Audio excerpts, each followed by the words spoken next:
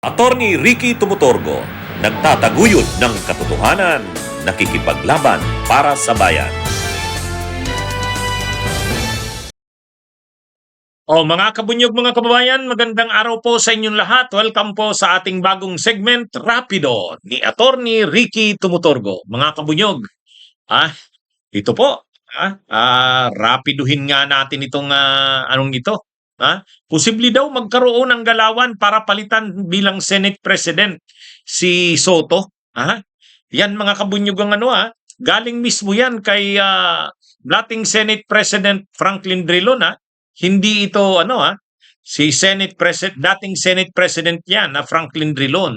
Sa interview kay Drilon, sabi niya hindi malayo yan, posible yan. Kasi syempre yung kampo ng mga Duterte, puprotektahan nila si Sara. Ito yung kanilang ito yung kanilang inaasahan na magliligtas sa kanila sa 2028 Kaya maraming nakataya kay Sara. Kaya gagawin nila ang lahat na wag itong convict sa impeachment kaya lang syempre kung ang Senate President ay si Soto, napakalaki ng role ng Senate President. Siya halos ang nagdedesisyon diyan. Bagamat sinasabi natin na hindi naman ang Senate President lang ang may desisyon, pero hindi. Halimbawa, kailan ba titipunin ang mga senador para i-convene bilang impeachment court? Senate President ang nagde-decide niyan. Senate President ang nagde-decide niyan. Kaya nga 'di ba nung panahon, nung last year, nung Senate President si Escudero, siya yung nasunod. Nasunod yung gusto niya. Ayaw niyang i-convene yung impeachment court, so hindi ito na-i-convene. Siyempre si Soto, nagsabi na siya na para sa kanya ang trial kaagad-agad sisimulan nila yan paano kung yung mga pro Sara gusto nila nang i-delay gagalaw sila para i-delay ang impeachment hanggat kakayanin i-delay ito. Pero syempre si Soto hindi, talagang gusto niya ang forthwith sa kanya kaagad-agad. Pinaliwanag niya na yan kaya ngayon, sabi ni Senate President Drilon, syempre kung ayaw ng mga pro-Sara na yung mga desisyon ni Soto, pipilitin nila itong mapalitan para maprotektahan si Sara. Kaya sabi ni Senate President Drilon, mabigat itong impeachment na ito ni Sara. Kasi posible na kung ang mga pro-Sara ay ang mga pro-Sara ng mga senador ay nakikita nilang ang mga desisyon ni Senate President Soto ay hindi nila gusto, pwede silang magmaniobra na mapalitan ito. Kasi maraming mga bagay na ang magdidesisyon ay Senate President. Kahit sa makikita naman natin sa Justice Committee sa House, 'di ba? Yung presiding officer si Luestro. May mga motion, may mga bagay na dinidesisyonan niya. May mga bagay na dinidesisyonan niya na sino na ba yung sino na yung tatawagin, pagsasalitain ba si ganito o ganoon, sa presiding officer 'yan.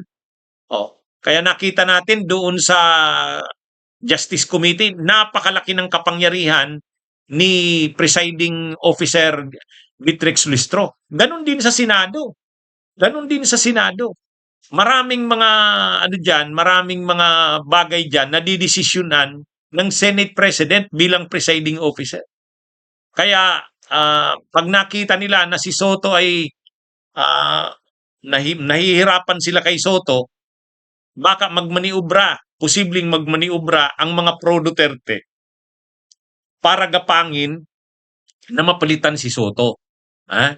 Pero sabi naman ni Senate President Soto, hindi daw siya papayag. Yan daw mga manggugulo sa Senado, manggugulo para ma-delay ang impeachment. Alam niya na daw yan, hindi niya daw yan papayagan. Alam niya na daw yung mga galawan na yan. Nakailang impeachment na daw siyang inupuan, sabi ni Senate President Soto. Kaya yung mga nagbabalak daw dyan na manggulo sa impeachment, gamitin ang lahat ng mga maniubra para ma-delay ang impeachment, hindi niya daw yung papayagan. Sabi yan ni Senate President Soto. Pero siyempre yung kampo naman ng mga Duterte, pipilitin nila na na maprotektahan si Sara Duterte. Ang ano diyan, ah, malaki ang magiging papel diyan ng presiding officer. Oh, nung panahon ni Corona, ang nagpe-preside na ang nag-preside noon ay si Enrile. Oh, maraming mga bagay noon na dinesisyonan ni Enrile. Oh, itong si Chis Escudero last year.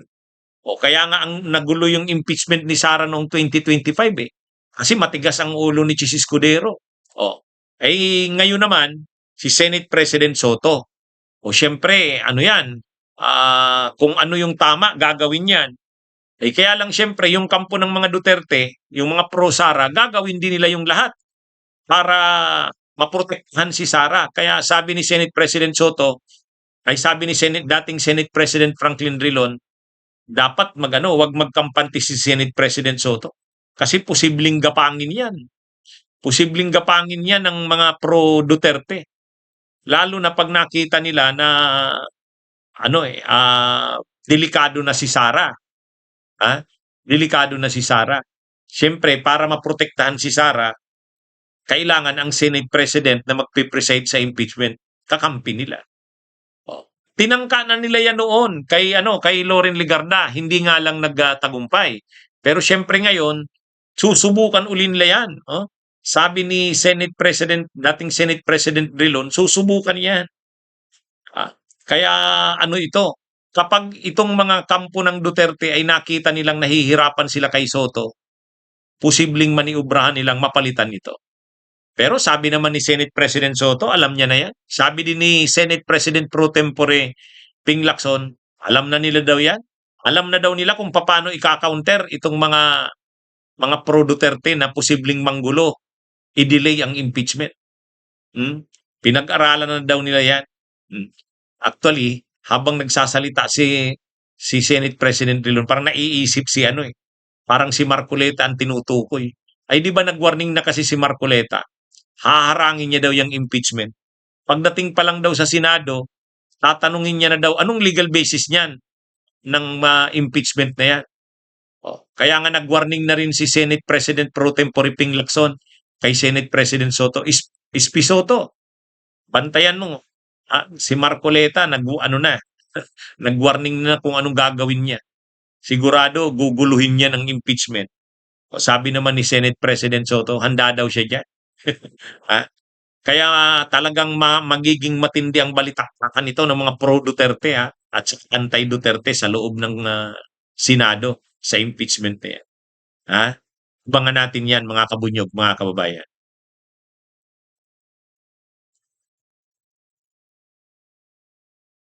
Bunyog, bunyog, halikan na kasama ka. Bunyog, kapag buklod ay may pag-asa. Luzon, Visayas, Mindanao, isa ang pananaw. Sa bagong Pilipinas ang bunyog isisigaw. Bunyog, bunyog.